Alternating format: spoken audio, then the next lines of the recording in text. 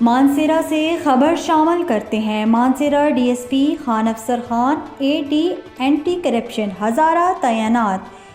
تفصیلات کے مطابق گزشتہ روز محکمہ اینٹی کرپشن میں فرزند مانسیرہ اور محکمہ پولیس کے جواں سالہ افسر DSP خان افسر خان کو محکمہ اینٹی کرپشن ہزارہ ڈویژن کا اسسٹنٹ ڈائریکٹر تعیناتی کا نوٹیفکیشن جاری کر دیا گیا۔